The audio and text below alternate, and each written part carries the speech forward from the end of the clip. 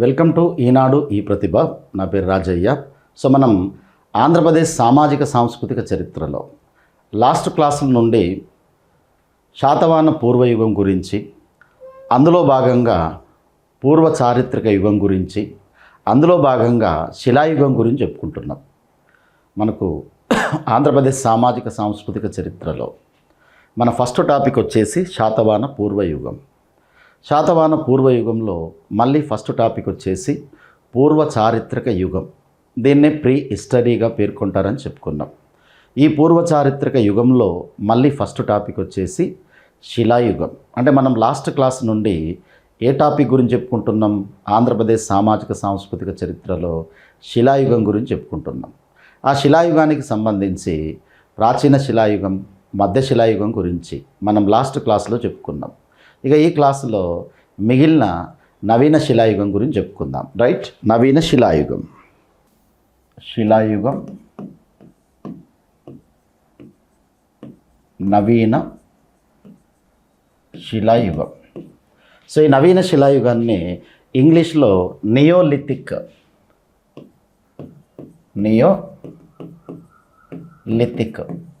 పీరియడ్గా పేర్కొంటారు.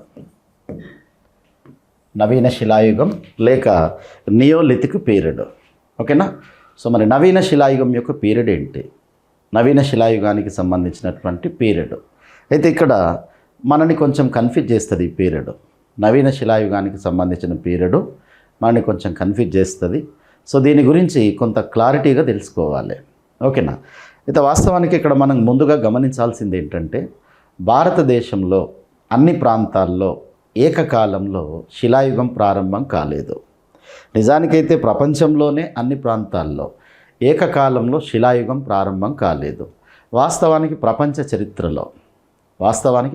చరిత్రలో నవీన శిలాయుగం క్రీస్తు పూర్వం 9000 సంవత్సరాల్లో మొదలైంది. ఏ చరిత్రలో?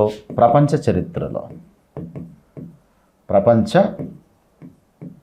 చరిత్రలో నవీన శిలాయుగం ఎప్పుడు మొదలైంది? క్రీస్తు పూర్వం 9000 సంవత్సరాల్లో మొదలైంది. ముఖ్యంగా ఈజిప్టు, సిరియా, పాలస్తీనా ఈ ప్రాంతాల్లో ప్రపంచ చరిత్రలో నవీన శిలాయుగం ముందుగా ప్రారంభమైంది. ఈజిప్టు, సిరియా, పాలస్తీనా ఈ ప్రాంతాల్లో ప్రపంచ చరిత్రలో నవీన శిలాయుగం ముందుగా ప్రారంభమైంది.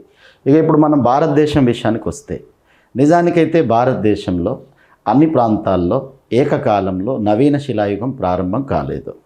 ఒక్కో ప్రాంతంలో ఒక్కో కాలంలో నవీన శిలాయుగం ప్రారంభమైంది. మరి ముందుగా మన భారతదేశంలో నవీన శిలాయుగం ఏ ప్రాంతంలో మొదలైంది? వాయువ్య భారతదేశంలో మొదలైంది. ఎక్కడ మొదలైంది? వాయువ్య భారతదేశం. ఎప్పుడు మరి? క్రీస్తు పూర్వం 7000 సంవత్సరాల్లో మొదలైంది. వాయువ్య భారతదేశంలో ముందుగా మన నవీన శిలాయుగం మొదలైంది. అంటే మన భారతదేశ చరిత్రలోని నవీన శిలాయుగం ముందుగా ఎక్కడ మొదలైంది? వాయువ్య భారతదేశంలో మొదలైంది. కేవలం భారతదేశంలో మాత్రమే కాకుండా ఎంటైర్ మొత్తం భారత ఉపఖండంలోనే మన నవీన శిలాయుగం క్రీస్తు పూర్వం 7000 సంవత్సరాల్లో ఎక్కడ మొదలైంది? వాయువ్య భారతదేశంలో మొదలైంది. ఇక ఆ తర్వాత క్రీస్తు పూర్వం 5000 నాటికి గంగా మైదానాల్లో మొదలైంది. గంగా మైదానం. రైట్. సో ఆ తర్వాత క్రీస్తు పూర్వం 2500 నాటికి కాశ్మీర్ లోయలో మొదలైంది. కాశ్మీర్లో ప్రారంభమైంది. ఇక దక్షిణ భారతదేశంలో క్రీస్తు పూర్వం 2000 నాటికి నవీన శిలాయుగం మొదలైంది. దక్షిణ భారతదేశం. ఇక అన్నింటికన్నా చివరగా ఈశాన్య భారతదేశంలో క్రీస్తు పూర్వం 1000 సంవత్సరాల్లో మొదలైంది. ఈశాన్య భారతదేశం. ఈ విధంగా నవీన శిలాయుగానికి సంబంధించిన పీరియడ్స్ను మనం అర్థం చేసుకోవాలి. ఇది కొంత మనల్ని కన్ఫ్యూజ్ చేస్తుంది. నవీన శిలాయుగం అనగానే ప్రపంచమంతా ఏకకాలంలో లేక భారతదేశంలోని అన్ని ప్రాంతాల్లో ఏకకాలంలో నవీన శిలాయుగం ప్రారంభం కాలేదు. అనే విషయాన్ని మనం ముందుగా గమనించాలి. ఓకేనా. ప్రపంచ చరిత్రలో క్రీస్తు పూర్వం 9000 సంవత్సరాల్లో ముఖ్యంగా ఈజిప్టు, పాలస్తీనా, సిరియా ఇలాంటి దేశాల్లో మొదలైంది. ఇక మన భారత ఉపఖండం విషయానికి వస్తే, లేక భారతదేశం విషయానికి వస్తే, మన భారతదేశంలో ముందుగా వాయువ్య భారతదేశంలో క్రీస్తుపూర్వం 7000 సంవత్సరాల్లో మొదలైంది. తర్వాత కొంత ఆలస్యంగా క్రీస్తుపూర్వం 5000 సంవత్సరాల్లో గంగా మైదానాల్లో మొదలైంది. తర్వాత క్రీస్తుపూర్వం 2500 నాటికి కాశ్మీర్ లోయలో నవీన శిలాయుగం మొదలైంది. ఇక ఆ తర్వాత క్రీస్తుపూర్వం 2000 సంవత్సరాల నాటికి దక్షిణ భారతదేశంలో నవీన శిలాయుగం మొదలైంది. ఇక మన భారతదేశంలో అన్నింటికన్నా చివరగా చాలా ఆలస్యంగా నవీన శిలాయుగం ఎక్కడ మొదలైంది? ఈశాన్య భారతదేశంలో మొదలైంది. ఇక ఇందులో మనం పర్టికులర్గా ఈ దక్షిణ భారత నవీన శిలాయుగాన్ని మనం తీసుకోవాలి. దక్షిణ భారత నవీన శిలాయుగం. దక్షిణ భారత నవీన శిలాయుగం ఎప్పుడు మొదలైంది? క్రీస్తుపూర్వం 2000 సంవత్సరాల్లో మొదలైంది. ముఖ్యంగా ఈనాటి ఆంధ్రప్రదేశ్, ఈనాటి తెలంగాణ, కర్ణాటక, కేరళ, తమిళనాడు ఈ ప్రాంతాల్లో, ఆంధ్రప్రదేశ్, తెలంగాణ, కర్ణాటక, కేరళ, తమిళనాడు ఈ ప్రాంతాల్లో క్రీస్తుపూర్వం 2000 సంవత్సరాల్లో నవీన శిలాయుగం మొదలైంది. ముందుగా కర్ణాటకలో మొదలైంది. కర్ణాటక కేంద్రంగానే దక్షిణ భారతదేశంలో నవీన శిలాయుగం విస్తరించింది. కాబట్టి మన ఆంధ్రప్రదేశ్ చరిత్రలోని నవీన శిలాయుగాన్ని మనం దక్షిణ భారత నవీన శిలాయుగంలో భాగంగా చూడాలి.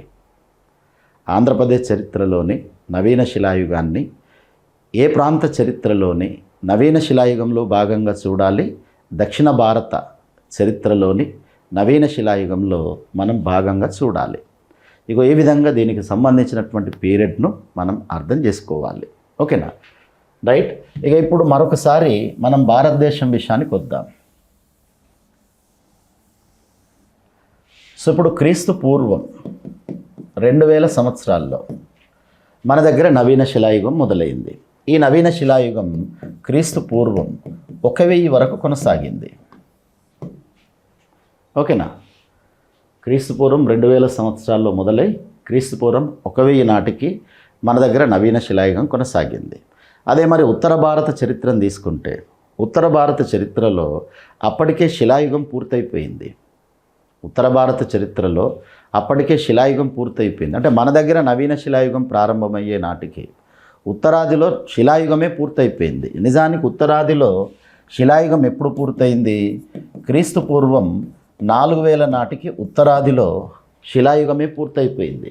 అక్కడ అన్ని శిలాయుగాలు పూర్తయిపోయినాయి. ప్రాచీన శిలాయుగం అయిపోయింది, మధ్య శిలాయుగం అయిపోయింది, నవీన శిలాయుగం కూడా అయిపోయింది. మరి నవీన శిలాయుగం తర్వాత అక్కడ ఏమొచ్చింది? మరి నవీన శిలాయుగం తర్వాత ఇక్కడ తామ్ర శిలాయుగ సంస్కృతులు వచ్చినాయి. తామ్ర శిలాయుగ సంస్కృతులు ముఖ్యంగా సింధు నాగరికత వచ్చింది. సింధు నాగరికత. సింధు నాగరికత పీరియడ్ ఏంటి? ముఖ్యంగా 2500 నుంచి, అంటే క్రీస్తు పూర్వం 2500 నుంచి 1750 క్రీస్తు పూర్వం వరకు. సింధు నాగరికత తర్వాత ఏమొచ్చింది? ఆర్య నాగరికత వచ్చింది. ఆర్య నాగరికత క్రీస్తు పూర్వం 1500 నుంచి మొదలుకొని క్రీస్తు పూర్వం 600 మధ్య వరకు కొనసాగింది. మళ్ళీ ఆర్య నాగరికతలో 2 దశలు ఉన్నాయి. ఒకటి తొలివేద ఆర్య నాగరికత, లేక ఋగ్వేద ఆర్య నాగరికత. ఈ ఋగ్వేద ఆర్య నాగరికత 1500 నుంచి క్రీస్తు పూర్వం 1000 వరకు కొనసాగింది. 1000 వరకు. ఓకేనా.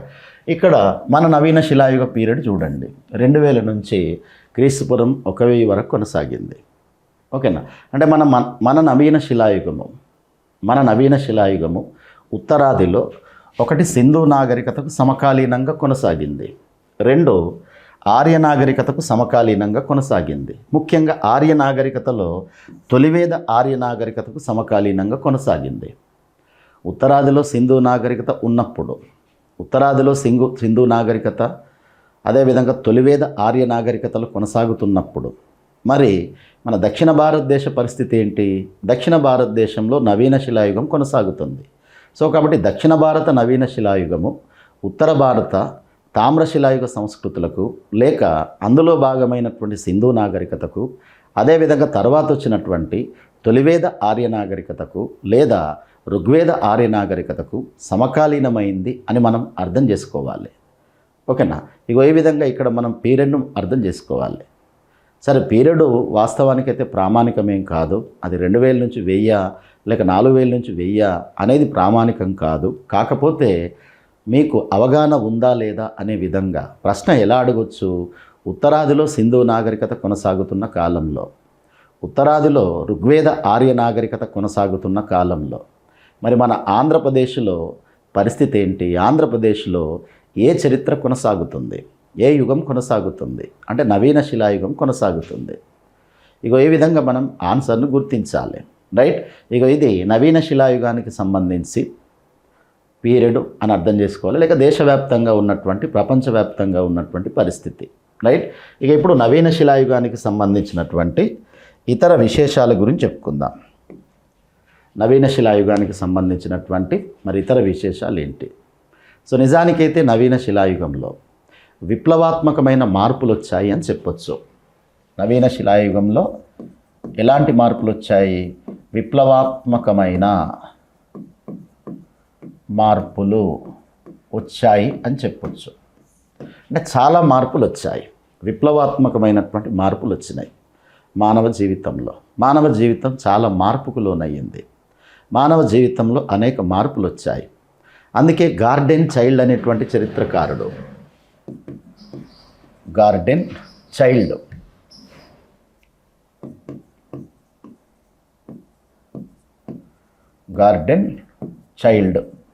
అనే చరిత్రకారుడు దీనికి సంబంధించి ఒక వ్యాఖ్యానం చేశాడు, ఒక స్టేట్మెంట్ ఇచ్చాడు. మరి ఆ వ్యాఖ్యానం ఏంటి? స్టేట్మెంట్ ఏంటంటే నియోలిథిక్ రెవల్యూషన్. దీని ఏమంటున్నాడు? Neolithic revolution. ఇగో ఈ విధంగా వర్ణించాడు. నవీన శిలాయుగాన్ని నియోలిథిక్ రెవల్యూషన్ అని వర్ణించినటువంటి చరిత్రకారుడు ఎవరు? Garden child. కాబట్టి ఇక్కడ మనం ఈ స్టేట్మెంట్లో కాన్సెప్ట్ను గుర్తించాలి. అంటే మొత్తానికి విప్లవాత్మకమైనటువంటి మార్పులైతే నవీన శిలాయుగంలో వచ్చాయి. ఓకేనా? మరి ఆ మార్పుల్లో ముఖ్యమైనటువంటి మార్పు ఏంటి? ఇక ముఖ్యంగా ఇక్కడ ఉత్పత్తి ప్రారంభమైంది. ఉత్పత్తి ప్రారంభమైంది. ఇక ఇది నవీన శిలాయుగానికి సంబంధించిన అతి ముఖ్యమైనటువంటి లక్షణం అని చెప్పొచ్చు. నవీన శిలాయుగానికి సంబంధించిన అతి ముఖ్యమైనటువంటి లక్షణం, అవుట్ స్టాండింగ్ ఫీచర్ అని చెప్పొచ్చు. దీన్ని ఉత్పత్తి ప్రారంభం కావడం, అంటే ప్రొడక్షన్ ప్రారంభం కావడం. మరి ఉత్పత్తి ప్రారంభం కావడం అంటే ఏంటి? వ్యవసాయం మొదలైంది. వ్యవసాయం ఇగో ఇది ప్రారంభమైంది. కాబట్టి నవీన శిలాయుగాన్ని ఉత్పత్తి దశగా పేర్కొంటారు. ఉత్పత్తి దశ, ప్రొడక్షన్ స్టేజ్గా పేర్కొంటారు. మరి అదే అంతకుముందు ఉన్నటువంటి 2 యుగాలను తీసుకుంటే, అంటే ప్రాచీన శిలాయుగాన్ని, మధ్య శిలాయుగాన్ని తీసుకుంటే, ఆ 2 శిలాయుగాల లక్షణాల్లో అతి ముఖ్యమైన లక్షణంగా ఏమని చెప్పుకున్నాము? ఆహార అన్వేషణ దశ అని చెప్పుకున్నాం. ఆహార అన్వేషణ దశ. ఏ 2 యుగాలు? ప్రాచీన శిలాయుగం కానీ నవీన శిలాయుగం కానీ. ఈ 2 యుగాలు ఒక రకంగా ఆహార అన్వేషణ దశలోనే ఉన్నాయి. మానవుడు ఆహారాన్ని సంపాదించడంలోనే గడిపేశాడు, ఆహారాన్ని ఉత్పత్తి చేయలేదు. ఆహార సేకరణ దశలోనే గడిపేశాడు. కాబట్టి మొదటి 2 దశలు ఆహార అన్వేషణ దశ అయితే, ఇప్పుడు మూడోదైనటువంటి నవీన శిలాయుగం ఏ దశ కిందికి వస్తుంది? ఉత్పత్తి దశ కిందికి వస్తుంది. ఎందుకంటే వ్యవసాయం మొదలైంది. వ్యవసాయం మొదలైందంటే ఏం చేశాడు? ఆహార సేకరణకు బదులుగా ఆహారాన్ని తనే ఉత్పత్తి చేయడం ప్రారంభించాడు. అంటే ప్రొడక్షన్ అనేటువంటిది ఇగో ఇక్కడ ప్రారంభమైంది. మొత్తానికి మానవుడు మొక్కలను పెంచడం, వ్యవసాయం చేయడం, ఇగో దీన్ని ప్రారంభించాడు. ఇది నవీన శిలాయుగం నాటి అతి గొప్ప మార్పు, అతి ముఖ్యమైన లక్షణం, అవుట్ స్టాండింగ్ ఫ్యూచర్ అని చెప్పొచ్చు. మొత్తానికి వ్యవసాయం మానవ జీవితాన్ని చాలా మార్చేసింది. వ్యవసాయం మానవ జీవితాన్ని మార్చేసింది. ఇది భవిష్యత్తులో నాగరికతలకు అవసరమైన పునాదిని ఏర్పాటు చేసింది. భవిష్యత్తు నాగరికతలకు వ్యవసాయ ప్రారంభం అనేది ఒక రకంగా పునాది అని చెప్పొచ్చు. ఎక్కడైతే నాగరికత ఉంది అని మనం చదువుకుంటామో అక్కడ నిజానికి ఆ నాగరికత మొత్తం వ్యవసాయం చుట్టే ఉంటుంది. ఉత్పత్తిలో మిగులుదల ఉంటేనే ఒక రకంగా నాగరికత సాధ్యమవుతుంది. మరి ఉత్పత్తిలో మిగులుదల ఉండాలంటే ముందు ఉత్పత్తి ప్రారంభం కావాలి. ఆ ఉత్పత్తి ఎక్కడ మొదలైంది? నవీన శిలాయుగంలో మొదలైంది. దాదాపు అన్ని రకాల పంటలు పండించిండ్రు. ముఖ్యంగా ఈ కాలంలో పండిన పంటలు చిరుధాన్యాలని చెప్పొచ్చు. జొన్న, సజ్జలు, ఉలవలు, పెసళ్ళు, మినుములు, ఇలాంటి పంటలు పండించిండ్రు. జొన్న, సజ్జ, పెసలు, ఉలవలు, రాగులు, ఇలాంటి పంటలు, మినుములు, ఇలాంటి పంటలు పండించారు. ఓకేనా? అంటే చిరుధాన్యాలు పండించారని చెప్పొచ్చు. ఎక్కువగా జొన్నలు, సజ్జలు, పెసళ్ళు, ఉలవలు, రాగులు, మినుములు, ఇలాంటి పంటలు పండించారు. మరి వ్యవసాయం జరిగిందని చెప్పడానికి మనకేమైనా ఆధారాలు ఉన్నాయా? వాస్తవానికి కొన్ని ప్రాంతాల్లో జరిపిన పరిశోధనల్లో అక్కడ వ్యవసాయం జరిగినటువంటి ఆనవాళ్ళు లభించాయి. కొన్ని ప్రాంతాల్లో జరిపినటువంటి పరిశోధనల్లో ఆ ప్రాంతాల్లో వ్యవసాయం జరిగినటువంటి ఆనవాళ్ళు లభించాయి. ఓకేనా? మరి ఏ ప్రాంతాల్లో వ్యవసాయం జరిగినటువంటి ఆనవాళ్ళు దొరికినాయి? లేక నవీన శిలాయుగంలో మన ఆంధ్రప్రదేశ్లో ఏ ప్రాంతాల్లో వ్యవసాయం జరిగింది? నవీన శిలాయుగంలో మన ఆంధ్రప్రదేశ్లో ఏ ప్రాంతంలో వ్యవసాయం జరిగింది? ముఖ్యంగా ఒకటి వీరాపురం ప్రాంతం. వీరాపురం. సో ఇది కర్నూలు జిల్లాలో ఉంటుంది. ఇక్కడ పంట కాలువల ఆనవాళ్ళు కూడా లభించినాయి. కాలువ నీటితోటి వ్యవసాయం చేసినటువంటి ఆనవాళ్ళు కూడా ఈ వీరాపురం అనేటువంటి ప్రాంతంలో లభించింది. అదేవిధంగా బేతంచెర్ల అనేటువంటి ప్రాంతం, మరొక ప్రాంతం బేతంచెర్ల. సో ఈ బేతంచెర్ల కర్నూలు జిల్లా కిందకే వస్తుంది, అంటే ఉమ్మడి కర్నూలు జిల్లా కిందకి వస్తుంది. ఓకేనా? ఇక మరొక ప్రాంతం పాలవాయి ప్రాంతం. సో ఈ పాలవాయి ప్రాంతం అనంతపురం జిల్లా కిందకి వస్తుంది. ఓకేనా? మరొక ప్రాంతం లత్తవరం. సో ఇది కూడా అనంతపురం జిల్లా కిందకే వస్తుంది, లత్తవరం ప్రాంతం. నెక్స్ట్ గిద్దలూరు ప్రాంతం. గిద్దలూరు. సో ఇది ప్రకాశం జిల్లా కిందకి వస్తుంది, ప్రకాశం జిల్లా. నెక్స్ట్ నాగార్జునకొండ. సో ఇది గుంటూరు జిల్లా కిందకి వస్తుంది. ఇక నాగార్జునకొండలోనైతే కర్రు నాగలితోటి భూమిని దున్నిన ఆనవాళ్ళు దొరికినాయి. ఒక కర్రు నాగలి దొరికింది. నాగలికి కర్రు ఉంటుంది కింద, ఆ కర్రు సహాయంతోనే దున్నడం జరుగుతుంది. ఇక దానికి సంబంధించిన ఒక ఆనవాళ్ళు మనకి ఎక్కడ దొరికింది? నాగార్జునకొండ ప్రాంతంలో దొరికింది. సో ఇవన్నీ వ్యవసాయం జరిగినటువంటి ఆంధ్రప్రదేశ్లోని నవీన శిలాయుగ స్థావరాలని చెప్పొచ్చు. ఇవన్నీ నవీన శిలాయుగ స్థావరాల కిందికి కూడా వస్తాయి. అదేవిధంగా పంటలు పండించిన ప్రాంతాల కిందికి కూడా వస్తాయి, వ్యవసాయం జరిగిన ప్రాంతాల కిందికి కూడా వస్తాయి. ఏంటవి? కర్నూలు జిల్లాలోని వీరాపురం, బేతంచెర్ల ప్రాంతాలు, అనంతపూర్ జిల్లాలోని పాలవాయి, లత్తవరం ప్రాంతాలు, ప్రకాశం జిల్లాలోని గిద్దలూరు ప్రాంతం, గుంటూరు జిల్లాలోని నాగార్జునకొండ ప్రాంతం. రైట్? సో మొత్తానికైతే ఈ వ్యవసాయం అనేది మానవ జీవితంలో అనేకమైనటువంటి మార్పులకు దారితీసింది. ఒక రకంగా భవిష్యత్తు నాగరికతలకు ఈ వ్యవసాయం అనేది పునాది వేసింది అని చెప్పొచ్చు. ఆ పునాది మనకు నవీన శిలాయుగంలోనే పడింది. రైట్? ఉత్పత్తి ప్రారంభం అనేది నవీన శిలాయుగం యొక్క అతి ముఖ్యమైన లక్షణం, అవుట్స్టాండింగ్ ఫీచర్ అని చెప్పొచ్చు. ఇక మరి మరో లక్షణం ఏంటి? సో మరో లక్షణం వచ్చేసి స్థిర నివాసం. సో మనం ప్రాచీన శిలాయుగం, మధ్యశిలాయుగంలో ఏమని చెప్పుకున్నామంటే మానవుడు సంచార జీవితాన్ని గడిపాడని చెప్పుకున్నాం. అంటే సంచార జీవన దశ అని చెప్పుకున్నాం. ప్రాచీన మధ్యశిలాయుగాల్లో మానవుడు ఏ దశలో ఉన్నాడు? సంచార జీవన దశలో ఉన్నాడు. అంటే ఒక ప్రాంతం నుంచి మరో ప్రాంతానికి వెళ్తూ ఉండేవాడు. మరి ఎందుకోసం వెళ్ళేవాడు? ఆహారం కోసం వెళ్ళేవాడు. ఆహార అన్వేషణ దశలో భాగంగా ఏ జీవితాన్ని గడిపిండు? సంచార జీవితాన్ని గడిపిండు. ఎప్పుడు? ప్రాచీన శిలాయుగంలోను, మధ్య శిలాయుగంలోను. కానీ నవీన శిలాయుగం వచ్చేసిన తర్వాత, నవీన శిలాయుగంలో ఎప్పుడైతే ఉత్పత్తి మొదలైందో, ఎప్పుడైతే పంటలు పండించడం ప్రారంభించిండో, ఎప్పుడైతే వ్యవసాయాన్ని ప్రారంభించిండో, అప్పుడు తాను ఎక్కడికి వెళ్ళాల్సిన అవసరం రాలేదు. అందుకే ఎక్కడైతే తాను ఉత్పత్తి జరుపుతున్నాడో, ఎక్కడైతే వ్యవసాయం చేస్తున్నాడో అక్కడే స్థిర నివాసానికి అలవాటు పడ్డాడు.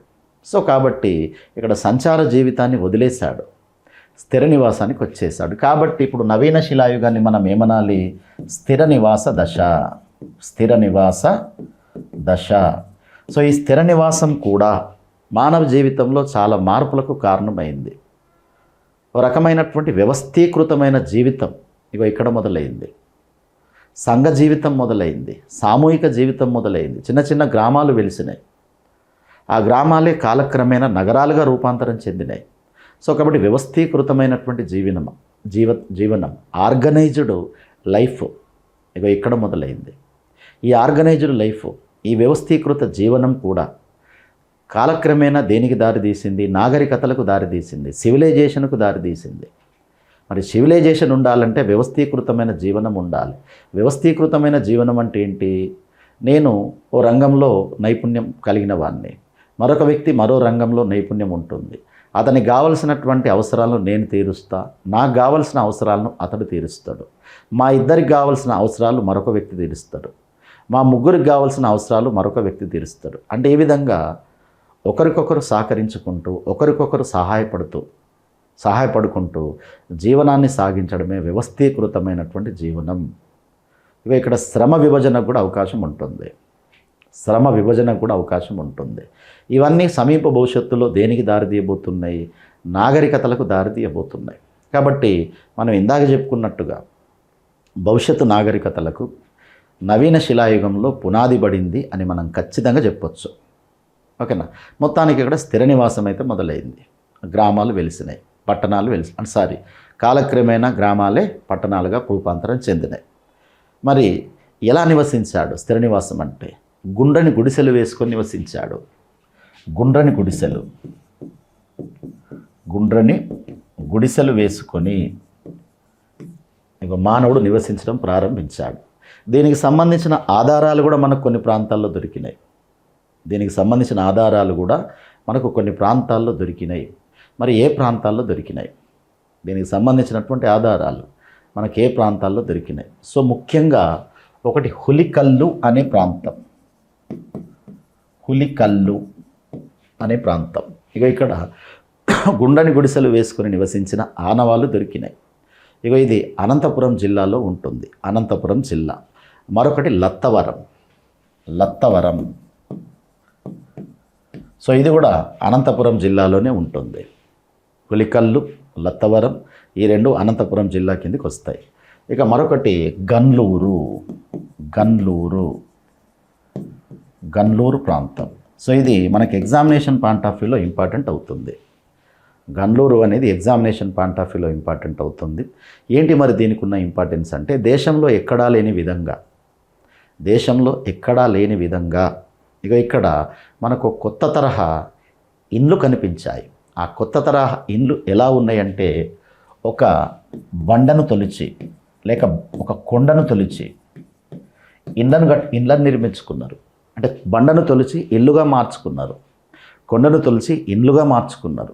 ఇలాంటి ఇండ్లు మనకు 8 లభించినాయి. వీటిని గుహ ఇండ్లు అని చెప్పొచ్చు. గుహ ఇండ్లు. ఓకేనా? అంటే నవీన శిలాయుగం నాటి మానవుడు గుహ ఇండ్లలో నివసించిన ఆనవాళ్ళు మనకు పర్టికులర్గా ఏ ప్రాంతంలో దొరికినాయి? గన్లూరు అనేటువంటి ప్రాంతంలో దొరికినాయి. ఓకేనా? సో కాబట్టి ఇవన్నీ మళ్ళీ నవీన శిలాయుగ స్థావరాల కిందకి కూడా వస్తాయి. ఓకేనా? సో ఇక్కడ స్థిర నివాసం ఉన్న ఆనవాళ్ళు దొరికినాయని చెప్పుకుంటున్నాం. అంటే ఇవన్నీ ఏ యుగానికి సంబంధించిన స్థావరాలుగా మనం తీసుకోవాలి? నవీన శిలాయుగానికి సంబంధించినటువంటి స్థావరాలుగా తీసుకోవాలి. రైట్? నవీన శిలాయుగం నాటి ముఖ్యమైన లక్షణాల్లో మొదటి అతి ముఖ్యమైనది వ్యవసాయం, రెండవది స్థిర నివాసం, ఇక మూడవది పశుపోషణ. సో ఇక్కడ పశుపోషణ కూడా మొదలైంది. ఓకేనా. జంతువులను మచ్చిక చేసుకోవడం, ఆవులు, ఎడ్లు, గొర్రెలు, మేకలు, ఇలాంటివన్నీ మానవునికి మచ్చికవడం మొదలైంది. అంటే పశుపోషణ అనేటువంటిది ప్రారంభమైంది. పశుపోషణ అనేది ఇక్కడ మనకు ప్రారంభమైంది. ఇక ఈ పశుపోషణ కూడా మానవ జీవితంలో కొంత మార్పుకు దారితీసింది. మానవ జీవితాన్ని కొంత మార్చింది పశుపోషణ కూడా. మరి పశుపోషణ జరిగినటువంటి ఆనవాళ్ళు మనకు ఎక్కడైనా లభించినాయా? పశుపోషణకు సంబంధించినటువంటి ఆనవాళ్ళు మనకు ఎక్కడైనా లభించినాయా? నిజానికి చాలా ప్రాంతాల్లో లభించినాయి. మరి ఏంటా ప్రాంతాలు?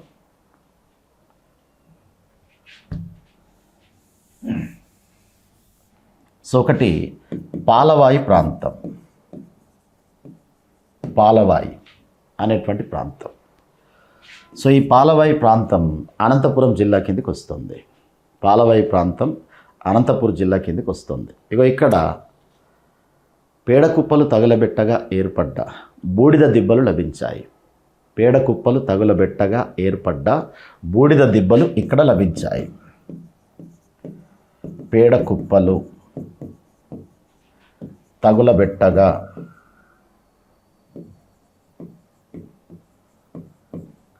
ఏర్పడ్డ బూడిద దిబ్బలు ఇవి ఇక్కడ మనకు లభించినాయి. మరి పేడకుప్పలు ఉన్నాయి అంటే ఖచ్చితంగా ఏమున్నట్టు? అక్కడ పశుపోషణ ఉన్నట్టు. పేడకుప్పలు ఉన్నాయి అంటే అది అక్కడ పశుపోషణ జరిగినట్టు. దీనికి సంబంధించిన ఆనవాళ్ళు ఎక్కడ దొరికినాయి? పాలవాయి ప్రాంతంలో అనంతపురం జిల్లాలో దొరికినాయి. అయితే కొంతమంది చరిత్రకారులు ఇందులో మత విశ్వాసం చూస్తున్నారు. ఈ పేడకుప్పలు తగులబెట్టగా బూడిద దిబ్బలు ఏవైతే ఉన్నాయో దీన్ని ఒక మత విశ్వాసంగా పరిగణిస్తున్నారు. ఒక మత విశ్వాసం దీన్ని. ఓకేనా. మరి ఎవరైతే దీన్ని మత విశ్వాసంగా పరిగణిస్తున్నారో వాళ్ళు ఎలాంటి వివరణ ఇస్తున్నారు దీనికి సంబంధించి అంటే, ముఖ్యంగా సంక్రాంతి పండుగ అంటే ఇది తర్వాతి కాలంలో ఇదే వారసత్వంగా వచ్చి ఉండొచ్చు అని చెప్తున్నారు. ఈ పేడకుప్పలు తగులబెట్టిన బూడిద దిబ్బలు ఏవైతున్నాయో ఆ పద్ధతి ఏదైతుందో ఈ పద్ధతి తర్వాతి కాలంలో వారసత్వంగా కంటిన్యూ అయింది అనేది కొంతమంది చరిత్రకారులు చెప్తున్నారు. అంటే దీనికి మత విశ్వాసాన్ని ఆపాదిస్తూ వాళ్ళు ఒక వివరణ ఇస్తున్నారు. ఆ వివరణ ఏంటంటే, నిజానికి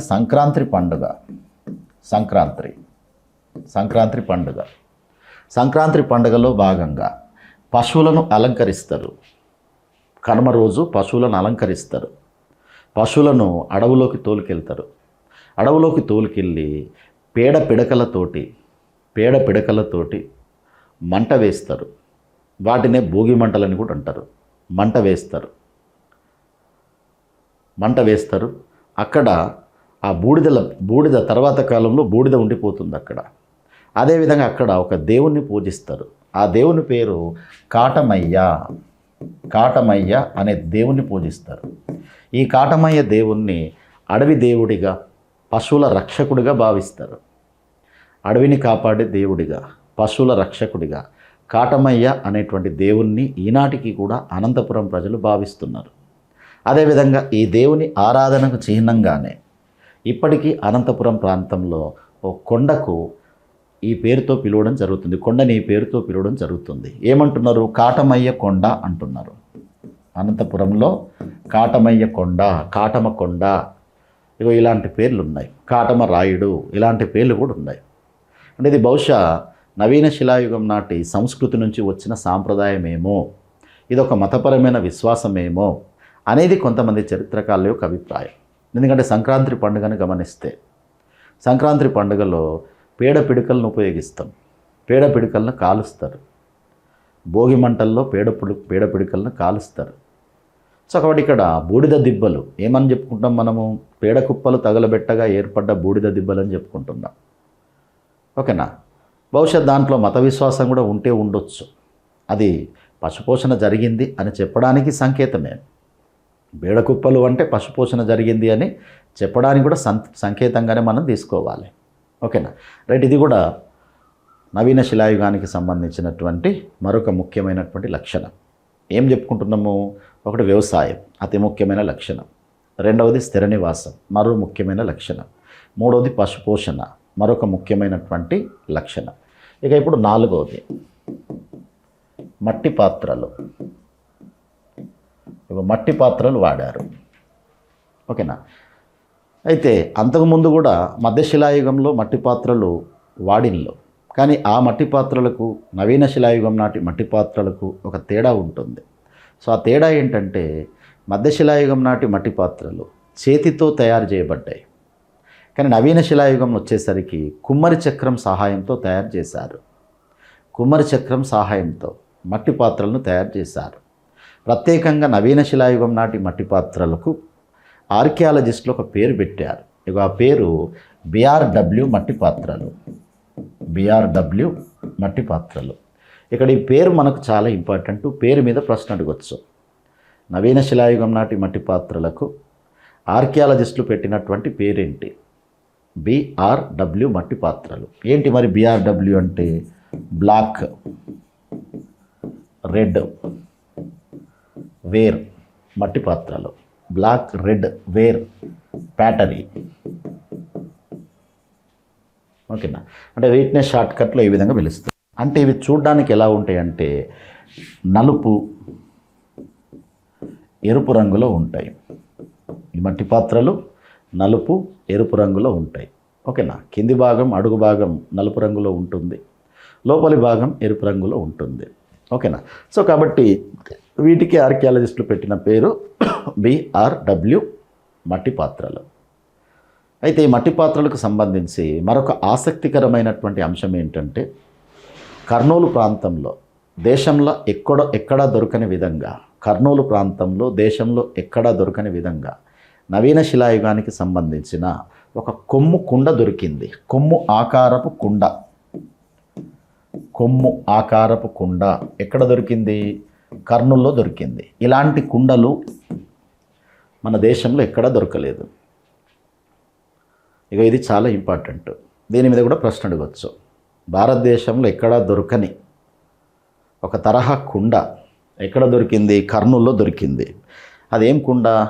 కొమ్ము కుండ, అంటే కొమ్ము ఆకారంలో ఉన్నటువంటి కుండ.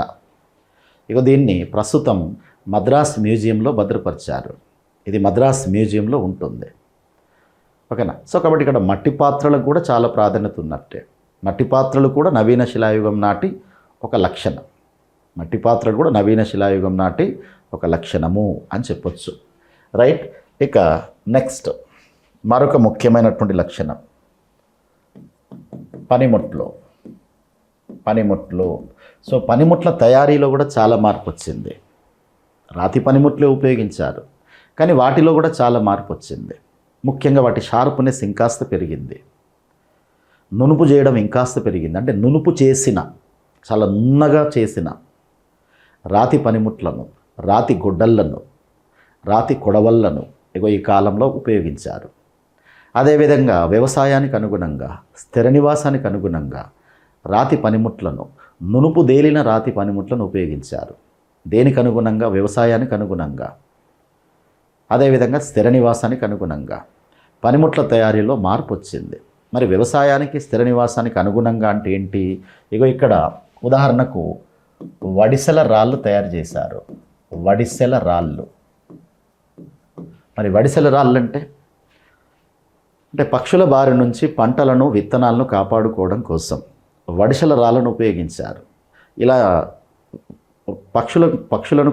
పక్షులను అవి పంటల మీద వాలి తినకుండా పక్షులను కొట్టడానికి, వాటిని బెదరగొట్టడానికి ఇలా వాడతారు. ఇలా తిప్పి విసిరేస్తారు.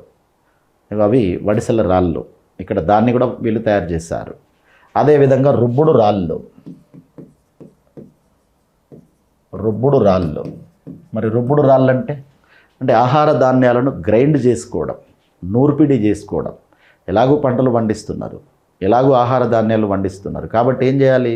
వాటిని తినడానికి వీలుగా మార్చుకోవాలి. కాబట్టి రుబ్బుడు రాళ్ళు, అంటే గ్రైండ్ చేసుకోవడానికి రుబ్బుడు రాళ్ళను ఉపయోగించిండు. అదేవిధంగా దిమ్మిసరాళ్ళు అంటే నేలను చదును చేసుకోవడానికి వీళ్ళు ఇలాంటి పనిముట్లను కూడా తయారు చేశారు. కాబట్టి పనిముట్ల తయారీలో కూడా మార్పు వచ్చింది. ఓకేనా. సో కాబట్టి ఇది కూడా ఒక ముఖ్యమైనటువంటి మరొక లక్షణమే అని చెప్పొచ్చు. రైట్. ఇక నెక్స్ట్ మత విశ్వాసాలు. సో ఒక నిర్దిష్టమైనటువంటి కొన్ని మత విశ్వాసాలు ఈ కాలంలో ఏర్పాటయ్యాయి, ఈ కాలంలో ఆచరించడం ప్రారంభమైంది. అంతకుముందు పెద్దగా నిర్దిష్టమైనటువంటి మత విశ్వాసాలు ఏం లేవు, కానీ ఇక్కడ ఒక నిర్దిష్టమైనటువంటి మత విశ్వాసాలు అనేటువంటివి ప్రారంభమైనాయి. ఎక్కడ ప్రారంభమైనాయి? నవీన శిలాయుగంలో ప్రారంభమైనాయి. ఓకేనా. ముఖ్యంగా మరణానంతర జీవితం పట్ల కొన్ని విశ్వాసాలు మొదలైనాయి. కాబట్టి మనిషి చనిపోతే వాళ్ళను సమాధులు చేయడం ప్రారంభించిండ్రు. సమాధి చేయడం, మళ్ళీ రకరకాలుగా సమాధులు చేశారు. ఇలాంటి సమాధులు మనకు కొన్ని ప్రాంతాల్లో దొరికినాయి. అంటే వీళ్ళ సమాధులు మనకు కొన్ని ప్రాంతాల్లో దొరికినాయి. ముఖ్యంగా నాగార్జునకొండ, పాలవాయి ప్రాంతం, గన్లూరు ప్రాంతం, ఇలాంటి ప్రాంతాల్లో మనకు ఈ సమాధులు దొరికినాయి. ఓకేనా. అయితే కొన్ని సమాధులు ఇంట్లోనే ఏర్పాటు చేసుకునేవాళ్ళు, ఇంట్లోనే సమాధి చేసేవాళ్ళు. ఓకేనా. అదేవిధంగా శిశువుల సమాధులను కుండలో పెట్టి సమాధి చేసేవాళ్ళు. చిన్నపిల్లలు చనిపోతే వాళ్ళను కుండలో పెట్టి, మట్టి పాత్రలో పెట్టి సమాధి చేసేవాళ్ళు. ఒకే కుటుంబ సభ్యుల శవాలను ఒకే ఇంట్లో ఒకే చోట సమాధి చేసేవాళ్ళు. అంటే ఈ విధంగా సామూహిక సమాధులు కూడా ఉన్నాయి. మరి ఇలాంటి సమాధులు ముఖ్యంగా మనకి ఏ ప్రాంతాల్లో లభించినాయి? ముఖ్యంగా నాగార్జునకొండ, పాలవాయి అండ్ గన్లూరు. నాగార్జునకొండ అండ్ పాలవాయి, అదేవిధంగా గన్లూరు, అదేవిధంగా ఏలేశ్వరం ప్రాంతం. ఈ ప్రాంతాల్లో నాగార్జునకొండ, పాలవాయి, గన్లూరు, ఏలేశ్వరం, ఈ ప్రాంతాల్లో. ఈ గన్లూరు గురించి మనం ఇందాక ఒక ఆసక్తికరమైన విషయం గురించి చెప్పుకున్నాం. గుహ ఇండ్లు అని చెప్పుకున్నాం. గుహ ఓ బండను తొలిచి 8 ఇండ్లు నిర్మించుకున్నారు. ఆ ఇళ్లల్లో మట్టి కుండల్లో పెట్టిన శిశువుల అస్థిపంజరాలు దొరికినాయి మనకు. అంటే శిశు సమాధులు, చిన్నపిల్లల సమాధులు ఇంట్లోనే కుండలో పెట్టి సమాధి చేసినట్టుగా మనకు ఎక్కడ ఆనవాళ్ళు దొరికినాయి? గన్లూరు ప్రాంతంలో దొరికినాయి. అదేవిధంగా ఒకే సమాధిలో స్త్రీ పురుష అస్థిపంజరాలు ఏలేశ్వరం ప్రాంతంలో దొరికినాయి. ఒకే సమాధిలో స్త్రీ పురుష అస్థిపంజరాలు ఏలేశ్వరం ప్రాంతంలో దొరికినాయి. మరి ఇది దేనికి సంకేతము? సతికి సంకేతం అని చెప్పొచ్చు, సతికి సంకేతంగా చెప్పొచ్చు. ఓకేనా. కాకపోతే ఈ విషయంలో కొంత కాంట్రవర్సీ కూడా ఉంది. సరే, ఏదేమైనప్పటికీ స్త్రీ పురుష అస్థిపంజరాలు ఎక్కడ? ఏలేశ్వరంలో ఒకే సమాధిలో మనకు దొరికినాయి. ఓకేనా. రైట్. ఇవన్నీ కూడా నవీన శిలాయుగానికి సంబంధించినటువంటి ఒక నిర్దిష్టమైనటువంటి లక్షణాలు అని చెప్పొచ్చు. అంతకుముందు ఇలాంటి లక్షణాలు మనం ఖచ్చితంగా చెప్పలేము. ప్రాచీన శిలాయుగంలో ఇలాంటివి ఉన్నట్టు, నవీన శిలాయుగంలో ఇలాంటివి ఉన్నట్టు మనం చెప్పలేము. ఇంకా మత విశ్వాసాలకు సంబంధించి ఆశ్చర్యకరమైన విషయం ఏంటంటే, సమాధి చేసేటప్పుడు తల ఉత్తర దిక్కుగా ఉంచి సమాధి చేసిందంట. ఇప్పటికీ చాలా సామాజిక వర్గాలు సమాధి చేసేటప్పుడు తలను ఉత్తర దిక్కుగా ఉంచే విధంగా ఏర్పాటు చేసి సమాధి చేస్తారు. అంటే ఈ ఆచారాన్ని ఇప్పటికీ మనం పాటిస్తున్నామని చెప్పొచ్చు. ఈ ఆచారం నవీన శిలాయుగం నుంచి ప్రారంభమైంది అని చెప్పొచ్చు. ఇలాంటి ఆచారం ఎప్పటి నుంచి ప్రారంభమైంది? మనకు నవీన శిలాయుగం నుంచి ప్రారంభమైంది. రైట్. సో ఇది మనకు ఓవరాల్గా శిలాయుగం. ఇది ఓవరాల్గా శిలాయుగం అనేటువంటి టాపిక్. రైట్. ఇక ఇప్పుడు మనం నెక్స్ట్ టాపిక్లోకి వెళ్దాం. అయితే నెక్స్ట్ టాపిక్లోకి వెళ్ళే ముందు ఇక్కడ మన చరిత్రకు సంబంధించి ఒక క్లారిటీని తెలుసుకోవాలి, ఒక ముఖ్యమైన అంశాన్ని తెలుసుకోవాలి. జనరల్గా చరిత్రను పనిముట్లను బట్టి విభజించడం ఒక సాంప్రదాయంగా కొనసాగుతుంది. పనిముట్లు వీటి ప్రాతిపదికన చరిత్రను విభజించడం ఒక సాంప్రదాయంగా కొనసాగుతుంది. మానవుడు మొదట్లో రాతి పనిముట్లు ఉపయోగించిండు. తర్వాత లోహాన్ని కనిపెట్టిండు. మానవుడు కనిపెట్టిన మొదటి లోహం రాగి లేక తామ్రం. ఆ తర్వాత కంచు. ఇక మూడవది ఇనుము. ఓకేనా? మన చరిత్రను పనిముట్ల ప్రాతిపదికన విభజించడం ఒక సాంప్రదాయంగా కొనసాగుతుంది. ఇదొక సాంప్రదాయం. మానవుడు మొదట ఎలాంటి పనిముట్లను ఉపయోగించాడు? రాతి పనిముట్లను ఉపయోగించాడు. ఈ రాతి పనిముట్లను ఉపయోగించిన కాలాన్ని సాధారణంగా మనం ఏమంటున్నాము? శిలాయుగము అంటున్నాం, లేక స్టోన్ ఏజ్ అని పిలుస్తున్నాం. ఓకేనా? రాతి పనిముట్లు ఉపయోగించిన కాలమే శిలాయుగం. తర్వాత మానవుడు లోహాన్ని కనిపెట్టిండు.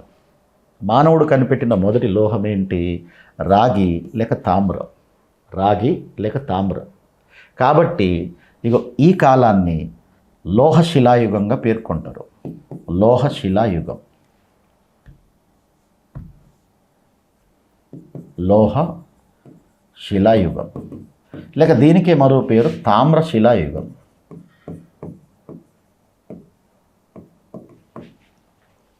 లోహశిలాయుగం లేక తామ్రశిలాయుగం. ఈ లోహశిలాయుగం లేక తామ్రశిలాయుగానికే మరో పేరు చాల్కోలిథికల్ పీరియడ్. అంటే ఇంగ్లీష్లో చెప్పాలంటే దీన్ని చాల్కోలిథికల్ పీరియడ్గా చెప్పాలి. లోహశిలాయుగం లేక తామ్రశిలాయుగాన్ని ఇంగ్లీష్లో చాల్కోలిథికల్ పీరియడ్గా పేర్కొంటారు. అయితే ఈ లోహశిలాయుగంలో మానవుడు 2 లోహాలను ఉపయోగించిండు. అందులో ఒకటి తామ్రం, మరొకటి కంచు. తామ్రం అండ్ కంచు. తామ్రానికే మరో పేరు రాగి.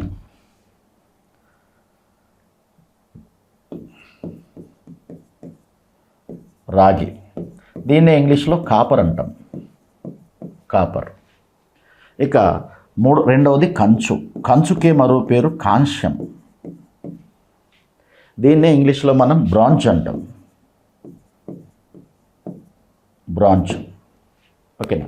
అంటే లోహశిలాయుగం నాటి మానవుడు 2 లోహాలు ఉపయోగించిండు. ఒకటి తామ్రం లేక రాగి లేక కాపర్. రెండవది కంచు లేక కాంస్యం లేక బ్రాంజ్. కాబట్టే లోహశిలాయుగాన్ని ఈ లోహాల ప్రాతిపదికన లోహశిలాయుగం లేక తామ్రశిలాయుగం లేక చాల్కోలిథికల్ పీరియడ్లో ఇందులో ఉపయోగించిన ఈ లోహాల ప్రాతిపదికన ఏమని పేర్కొనవచ్చు అంటే తామ్రయుగం లేక తామ్రశిలాయుగం అని పిలవచ్చు. 2 కంచు యుగం అని పిలవచ్చు, లేక కాంస్యయుగం అని పిలవచ్చు. ఇక దీనికి బెస్ట్ ఎగ్జాంపుల్ ఏ నాగరికత అంటే సింధు నాగరికత. సింధు నాగరికత. లోహశిలాయుగానికి, తామ్రశిలాయుగానికి, కంచు యుగానికి బెస్ట్ ఎగ్జాంపుల్ ఏ నాగరికత? సింధు నాగరికత. Indus valley civilization. ఓకేనా? అంటే రాగి అండ్ కంచు పనిముట్లు ఉపయోగించడం. ఇక ఇప్పుడు తర్వాత కాలంలో మానవుడు ఉపయోగించిన పనిముట్టు ఏంటి? ఇనుము. మానవుడు ఉపయోగించిన లోహం ఏంటి? ఇనుము, ఐరన్. కాబట్టి ఇనుమును ఉపయోగించిన కాలాన్ని ఇనుపయుగంగా పేర్కొంటారు. ఇనుపయుగం లేక ఐరన్ ఏజ్గా పేర్కొంటారు. ఇక దీనికి బెస్ట్ ఎగ్జాంపుల్ ఏంటి అంటే ఆర్య నాగరికత. ఆర్య నాగరికత. ఇక ఇది సాధారణంగా భారతదేశ చరిత్రకు వర్తిస్తుంది. మరి ఇది మన ఆంధ్రప్రదేశ్ చరిత్రకు వర్తిస్తుందా అంటే ఆంధ్రప్రదేశ్ చరిత్రలో ఈ 2వ దశ ఉంటుందా? మనం ఆల్రెడీ శిలాయుగం గురించి చెప్పుకున్నాం. మరి ఇప్పుడు శిలాయుగం తర్వాత ఏం రావాలి? లోహశిలాయుగం రావాలి లేక తామ్ర శిలాయుగం రావాలి. ఓకేనా? మరి ఇది మన ఆంధ్రప్రదేశ్ చరిత్రలో ఉంటుందా? వాస్తవానికి ఇది సంపూర్ణంగా ఉండదు. మన ఆంధ్రప్రదేశ్ చరిత్రలో ఈ 2వది సంపూర్ణంగా ఉండదు. ఎందుకు ఉండదు అంటే మన నవీన శిలాయుగం నాటి ప్రజలు నవీన శిలాయుగంలో కొనసాగుతూనే రాగి కంచు పనిముట్లు ఉపయోగించలేదని కాదు. నవీన శిలాయుగం నాటి ప్రజలు కూడా రాగి కంచు పనిముట్లను ఉపయోగించిండ్రు. కానీ దాన్ని మనం లోహశిలాయుగంగా పిలువం. దాన్ని తామ్రశిలాయుగంగా పిలువం. ఎందుకు పిలువమంటే వాస్తవానికి నవీన శిలాయుగం నాటి ఇక్కడి ప్రజలు సింధు నాగరికత ప్రభావంతో సింధు నాగరికతకు సమకాలీనంగా ఉన్న కొన్ని తామ్రశిలాయుగ సంస్కృతులు, ముఖ్యంగా జోర్వే సంస్కృతి, మహారాష్ట్రలోని జోర్వే సంస్కృతి, మధ్యప్రదేశ్లోని మాల్వా సంస్కృతి, ఇలాంటి సంస్కృతుల ప్రభావంతో ఆంధ్రప్రదేశ్కు చెందినటువంటి నవీన శిలాయుగ మానవుడు మొత్తానికి రాగి కంచు పనిముట్లనైతే ఉపయోగించిండు. కానీ దాన్ని మనం ప్రత్యేక యుగంగా తీసుకోము. మన చరిత్రలో ప్రత్యేక తామ్రశిలాయుగంగా మనం దాన్ని తీసుకోము, ప్రత్యేక లోహశిలాయుగంగా మనం తీసుకోము. మనకు శిలాయుగం తర్వాత మన ఆంధ్రప్రదేశ్ చరిత్రలో డైరెక్ట్గా ఏ యుగం వస్తుంది? ఇనుప యుగమే వస్తుంది. మన దగ్గర పెద్దగా రాగి కంచు పనిముట్లు వాడలేదు. పూర్తిగా వాడలేదని కాదు, వాడిన్లు, కానీ చాలా చాలా తక్కువ. వాటి స్థావరాలు కూడా మనకు కొన్ని ప్రాంతాల్లో మాత్రమే దొరికినాయి. రాగి కంచు పనిముట్లు కొన్ని ప్రాంతాల్లో మాత్రమే దొరికినాయి. కాబట్టి దాన్ని మనం ఒక ప్రత్యేక యుగంగా ఇక్కడ తీసుకోము.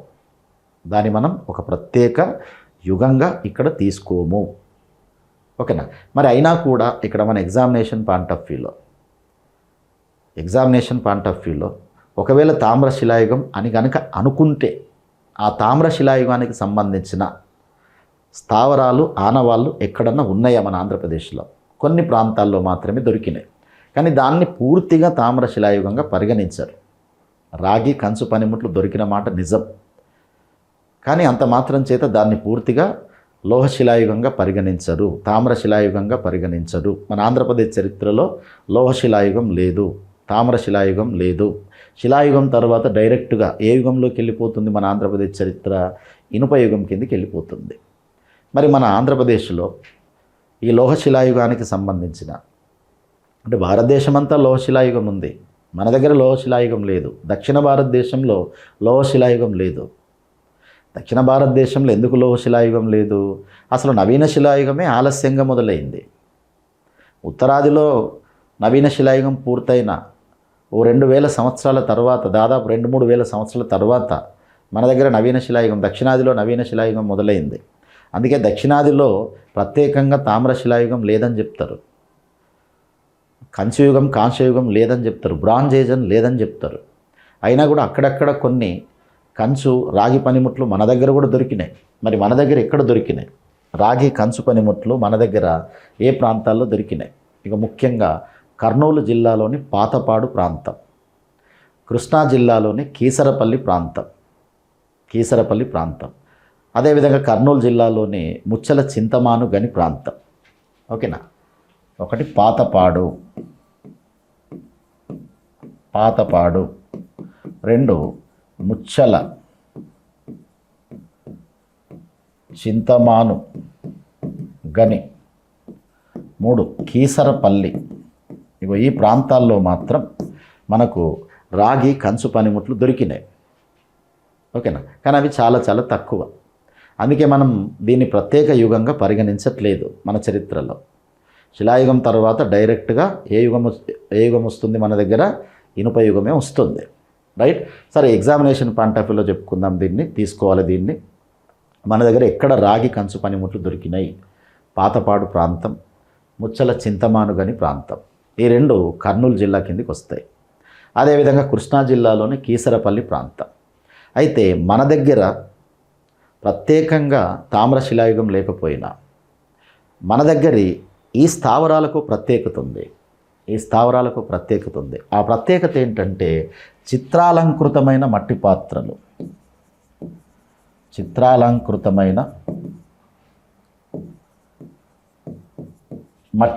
లభించడం. మరి చిత్రాలంకృతమైన మట్టి పాత్రలు అంటే ఏంటి? మట్టి పాత్రలపైన చిత్రాలు గీయడం. ఇది నిజానికి భారతదేశంలోని తామ్రశిలాయుగ లక్షణం,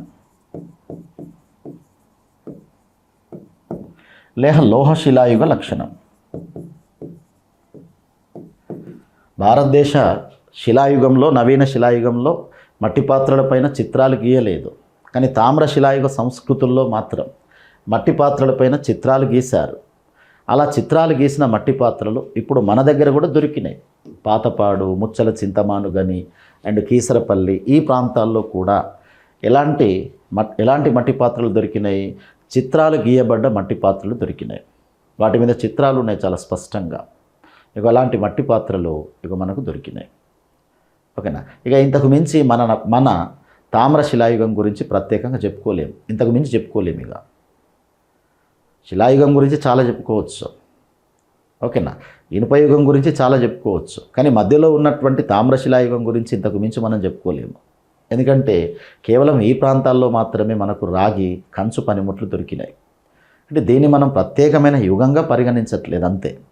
అదే భారతదేశ చరిత్రలోకి వెళ్తే మీరు భారతదేశ చరిత్రలో మొదట్లో శిలాయుగం ఉంటుంది, తర్వాత తామ్ర శిలాయుగం ఉంటుంది, లేక లోహ శిలాయుగం ఉంటుంది, లేక చాల్కోలిథికల్ పీరియడ్ ఉంటుంది, మూడోది ఇనుపయుగం ఉంటుంది, లేక ఐరన్ ఏజ్ ఉంటుంది. ఇగో ఈ విధంగా అర్థం చేసుకోవాలి. రైట్. సో దీంతో మనకు తామ్ర శిలాయుగం కూడా కంప్లీట్ అయినట్టుగానే భావించాలి. మన దగ్గర ప్రత్యేకంగా తామ్ర శిలాయుగం లేదు. ఓకేనా. కానీ తామ్ర శిలాయుగానికి సంబంధించినటువంటి కొన్ని స్థావరాల పేర్లు మాత్రం చెప్పుకున్నాం. రైట్గా ఇప్పుడు మన మెయిన్ టాపిక్లోకి ఒకసారి వెళ్దాం. మన మెయిన్ టాపిక్ ఏంటి? శాతవాహన పూర్వయుగం. మన మెయిన్ టాపిక్ శాతవాహన పూర్వయుగం. శాతవాహన పూర్వయుగంలో ఫస్ట్ టాపిక్ ఏంటి? పూర్వ చారిత్రక యుగం. పూర్వ చారిత్రక యుగంలో ఫస్ట్ టాపిక్ ఏంటి? శిలాయుగం. పూర్వ చారిత్రక యుగంలో శిలాయుగం తర్వాతి టాపిక్ ఏంటి? బృహత్ శిలాయుగం. ఇక ఇప్పుడు మనం బృహత్ శిలాయుగం గురించి చెప్పుకుందాం. రైట్. బృహత్ శిలాయుగం. బృహత్ శిలాయుగం. సో దీన్ని ఇంగ్లీష్లో మెగాలిథిక్ పీరియడ్గా పేర్కొంటారు. మెగాలిథిక్ పీరియడ్ ఇగో ఈ విధంగా పేర్కొంటారు. అయితే ముందుగా ఇందులో పదాలను అర్థం చేసుకోండి, పదాన్ని అర్థం చేసుకోండి. బృహత్ శిలాయుగం. బృహత్ అనే పదానికి అర్థం పెద్ద అని అర్థం. బృహత్ అనే పదానికి అర్థం పెద్ద అని అర్థం. శిల అనే పదానికి అర్థం రాయి అని అర్థం. కాబట్టి దీన్ని మక్కిగా అనువదించాలంటే ఇక దీన్ని మనం పెద్ద రాతి యుగం అని చెప్పచ్చు. దీన్ని మనం మక్కి అనువదించాలంటే బృహత్ శిలాయుగం అనే పదాన్ని ఏ విధంగా అనువదించవచ్చు? పెద్ద రాతి యుగం అని అనువదించవచ్చు. బృహత్ అంటే పెద్ద, శిల అంటే రాయి, కాబట్టి ఇది పెద్ద రాతి యుగం. అందుకే దీన్ని ఇంగ్లీష్లో మెగా అంటే పెద్ద, లిథిక్ అంటే రాయి, అందుకే దీన్ని మెగాలిథిక్ పీరియడ్గా పిలుస్తున్నాం. పెద్ద రాతి యుగం, లేక ఇంగ్లీష్లో చెప్పాలంటే మెగాలిథిక్ పీరియడ్. మెగా అంటే పెద్ద. ఓకేనా. అయితే ఇక్కడ ఈ పదం మనకు ఒక విషయంలో కన్ఫ్యూజ్ చేస్తుంది, మనల్ని ఒక విషయంలో కన్ఫ్యూజ్ చేస్తుంది. ఆ విషయం ఏంటంటే మనం ఇందాక చెప్పుకున్నాం. ఏం చెప్పుకున్నాం? సో పనిముట్ల ఆధారంగా మానవ చరిత్రను 3 యుగాలుగా విభజించడం ఒక సాంప్రదాయం అని చెప్పుకున్నాం. ఒకటి రాతి పనిముట్లు, 2 రాగి కంచు పనిముట్లు, 3 ఇనుప పనిముట్లు, ఐరన్ టూల్స్. వీటి ఆధారంగా మానవ చరిత్రను 3 యుగాల కింద విభజిస్తారు. మొదటిది శిలాయుగం, రెండవది తామ్ర శిలాయుగం లేక కంచు యుగం,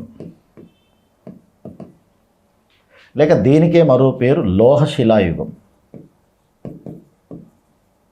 ఇందాక చెప్పుకున్నాం. లోహ శిలాయుగాన్ని ఇంగ్లీష్లో చాల్కోలిథికల్ పీరియడ్ అంటారు. తామ్ర శిలాయుగం అండ్ కంచు యుగం అంటే బ్రోంజ్ ఏజ్. ఓకేనా. ఇక మూడవది ఇనుము, దీన్ని ఇనుపయుగం అంటాం. ఎందుకంటే ఇనుప పనిముట్లు ఉపయోగించారు కాబట్టి. ఇది సాధారణంగా ప్రపంచ చరిత్రలో మనం పాటిస్తున్నటువంటి సాంప్రదాయం. మరి ఇప్పుడు మనం చెప్పుకుంటున్న బృహత్ శిలాయుగం నాటి ప్రజలు ఈ మూడింటిలో ఏ పనిముట్లు ఉపయోగించిండ్రు? మనం చెప్పుకుంటున్న బృహత్ శిలాయుగ ప్రజలు ఈ మూడింటిలో ఉపయోగించిన పనిముట్లు ఏంటి? నిజానికి ఇగో ఈ పనిముట్లు ఉపయోగించిండ్రు. ఏ పనిముట్లు ఉపయోగించిండ్రు? ఇనుప పనిముట్లు ఉపయోగించిండ్రు. మరి ఇనుప పనిముట్లు ఉపయోగించినప్పుడు దీన్ని ఎందుకు ఈ విధంగా పిలుస్తున్నాం? వాస్తవానికి ఇనుప పనిముట్లు ఉపయోగించిండ్రు, మరి అలాంటప్పుడు దీన్ని మనం శిలాయుగం అని ఎందుకు అంటున్నాం? బృహత్ శిలాయుగం, పెద్ద రాతి యుగం, మెగాలిథిక్ పీరియడ్ అని ఎందుకు అంటున్నాం? ఓకేనా? నిజానికి ఉపయోగించింది ఇనుప పనిముట్లు. నిజానికి ఇది ఇనుప యుగం కిందికి వస్తుంది, ఐరన్ ఏజ్ కిందికి వస్తుంది. ఏది? బృహత్ శిలాయుగం. అయినా మనం దీన్ని బృహత్ శిలాయుగం, పెద్ద రాతి యుగం అంటున్నాం. ఎందుకు అంటున్నామంటే దీని గురించి తెలుసుకోవడానికి మనకున్న ప్రధానమైనటువంటి ఆధారం వీళ్ళు నిర్మించినటువంటి భారీ పరిమాణంలోని సమాధులు. మరియు సమాధుల్లో లభించిన కొన్ని వస్తువులు. వీటి వల్ల మనకు వీళ్ళ గురించి తెలుస్తుంది. వీళ్ళు భారీ పరిమాణంలో సమాధులు నిర్మించారు. భారీ పరిమాణంలో సమాధులు నిర్మించారు. దీనికోసం పెద్ద పెద్ద బండరాళ్ళను ఉపయోగించారు. పెద్ద పెద్ద బండరాళ్ళు లేక పెద్ద పెద్ద రాతి పలకలు వీటిని ఉపయోగించారు. పెద్ద పెద్ద బండరాలను ఉపయోగించి, పెద్ద పెద్ద రాతి పలకలను ఉపయోగించి వీటిని తయారు చేశారు. సమాధులను తయారు చేశారు. మరి సమాధులను ఈ విధంగా ఎందుకు తయారు చేశారు అంటే వీళ్ళకు కొన్ని నమ్మకాలు ఉండేవి, కొన్ని మతపరమైనటువంటి విశ్వాసాలు ఉండేవి. ముఖ్యంగా మరణానంతర జీవితం పట్ల వీళ్ళకు కొన్ని విశ్వాసాలు ఉండేవి, కొన్ని నమ్మకాలు ఉండేవి, కొన్ని బిలీవ్స్ ఉండేవి. ఏంటి మరి మరణానంతర జీవితం పట్ల వీళ్ళకున్న నమ్మకాలంటే మనిషి మరణించిన తర్వాత మరో లోకంలో జీవిస్తాడు, మనిషి మరణానంతరం మరో లోకంలో జీవిస్తాడు అనేది వీళ్ళకు ఉన్నటువంటి నమ్మకం. అందుకే వీళ్ళు చనిపోయిన వాళ్ళను చాలా పవిత్రంగా భావించేవాళ్ళు, ఒక రకంగా వాళ్ళను పూజించేవాళ్ళు కూడా. అందుకే వీళ్ళను ఒక రకంగా మనం పితృదేవతారాధకులు అని చెప్పొచ్చు వీళ్ళను. ఓకేనా? కాబట్టి ఈ విశ్వాసం వల్ల వీళ్ళు భారీ పరిమాణంలో సమాధులు నిర్మించారు. భారీ పరిమాణం. దానికోసం పెద్ద పెద్ద బండరాలను ఉపయోగించారు, పెద్ద పెద్ద రాతి పలకలను ఉపయోగించారు. అందుకే ఇప్పుడు మనం దీన్ని ఏమని పిలవాలిగా? పెద్ద రాతి యుగం అని పిలవాలి. అందుకే మనం దీన్ని ఏమనాలి? పెద్ద రాతి యుగము.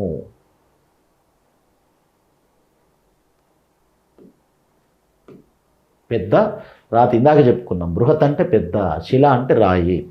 అందుకే దీన్ని మనం పెద్ద రాతి యుగం అంటున్నాం. కానీ వాస్తవానికి వీళ్ళు వేటిని ఉపయోగించారు? ఇనుప వస్తువులను ఉపయోగించి ఇక వీళ్ళు తమ నాగరికతను కొనసాగించారు, తమ సంస్కృతిని కొనసాగించారు. అయినా మనం దీన్ని ఏమనాలి? ఇనుప వస్తువులు ఉపయోగించినా కూడా బృహత్ శిలాయుగం అనే పిలవాలి. బృహత్ శిలాయుగం అనే మనం దీన్ని పిలవాలి. ఇక ఇది గుర్తుపెట్టుకోండి. కానీ వీళ్ళేం రాతి పనిముట్లు వాడలే, ముఖ్యంగా ఇనుప పనిముట్లే వాడిన్లు. వీళ్ళ కాలం శిలాయుగానికి చెందదు. వీళ్ళ కాలం వీళ్ళ కాలం ఇనుప యుగానికే చెందుతుంది. కానీ దీని పేరులో మాత్రం ఖచ్చితంగా బృహత్ శిలాయుగం అనే ఉండాలి. ఎందుకంటే వీళ్ళ సంస్కృతిలో ప్రత్యేకత వీళ్ళు నిర్మించినటువంటి సమాధులే. ఈ సమాధులే మన ఆంధ్రదేశంలో తొలి వాస్తు నిర్మాణాలని చెప్పచ్చు. వీళ్ళ సమాధులే మన ఆంధ్రదేశంలో తొలి వాస్తు నిర్మాణాలు అని చెప్పచ్చు. ఈ సమాధులు మామూలుగా నిర్మించలేదు, భారీ పరిమాణంలో నిర్మించారు. పెద్ద పెద్ద బండరాలను ఉపయోగించి వీళ్ళు సమాధులు నిర్మించారు. ఇది వీళ్ళ సమాధులకు ఉన్నటువంటి ప్రత్యేకత అని చెప్పచ్చు. వీళ్ళ సమాధులకు ఉన్నటువంటి ప్రత్యేకత. అయితే మరి వీటి మీద పరిశోధనలు ఏ విధంగా మొదలైనాయి? వీటి మీద పరిశోధనల్లో ఇక్కడ మనం ప్రత్యేకంగా ఒక ముగ్గురు వ్యక్తులను తీసుకోవాలి. అందులో ఒకరు బాబింగ్టన్, మరొకరు జాగర్, మరొకరు మార్టిమర్ వీలర్. బాబింగ్టన్,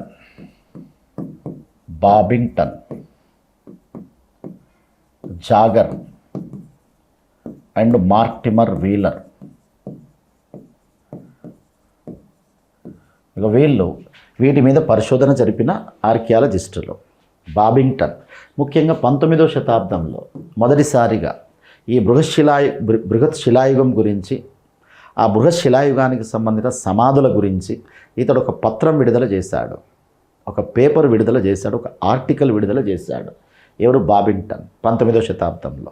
దీంతో వీటి పట్ల ప్రజల్లో కొంత ఆసక్తి మొదలైంది, పండితుల్లో కొంత ఆసక్తి మొదలైంది, ఆర్కియాలజిస్టుల్లో కొంత ఆసక్తి మొదలైంది. దీని గురించి తెలుసుకోవాలనేటువంటి ఒక ఉత్సుకత మొదలైంది. రైట్. ఇక ఆ తర్వాత జాగర్.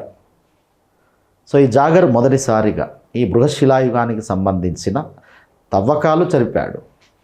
మృగశిలాయుగానికి సంబంధించిన మొదటి తవ్వకాలు ఎవరి ద్వారా మొదలైనవి? జాగర్ ద్వారా మొదలైనవి. మరి మొట్టమొదటిసారిగా ఈ తవ్వకాలు ఎక్కడ జరిగినాయి? అదిచెన్నలూర్ అనే ఓ తమిళనాడు ప్రాంతంలో జరిగినాయి. తమిళనాడులోని అదిచెన్నలూర్ అనే ప్రాంతంలో 19వ శతాబ్దంలో బృహత్ శిలాయుగానికి సంబంధించిన తొలి తవ్వకాలు జాగర్ నాయకత్వంలో మొదలైనాయి. ఇక ఆ తర్వాత చాలామంది పరిశోధన జరిపారు. అయితే వీళ్ళ పరిశోధనలకు ఒక లోపం ఉంది. ఆ లోపం ఏంటంటే అంత శాస్త్రీయంగా లేదు. అంత శాస్త్రీయంగా వీళ్ళు పరిశోధన జరపలేదు. కానీ మొదటిసారిగా శాస్త్రీయమైన పరిశోధన జరిపిన ఘనత మార్టిమర్ వీలర్కు దక్కుతుంది. 1948 నుండి ఈ బృహత్ శిలాయుగ సమాధుల మీద, బృహత్ శిలాయుగ సంస్కృతి మీద మొదటిసారిగా శాస్త్రీయ పద్ధతుల్లో, సైంటిఫిక్ మెథడ్లో పరిశోధన ప్రారంభించినటువంటి వాడు మార్టిమర్ వీలర్. సో ఇది మార్టిమర్ వీలర్కు ఉన్నటువంటి ప్రత్యేకత అని చెప్పొచ్చు. రైట్. ఇక దీనికి సంబంధించినటువంటి మిగిలిన వివరాలు, ఈ బృహత్ శిలాయుగానికి సంబంధించినటువంటి మిగిలిన వివరాల గురించి మళ్ళీ మనం నెక్స్ట్ క్లాసులో చెప్పుకుందాం. Right. Thank you very much.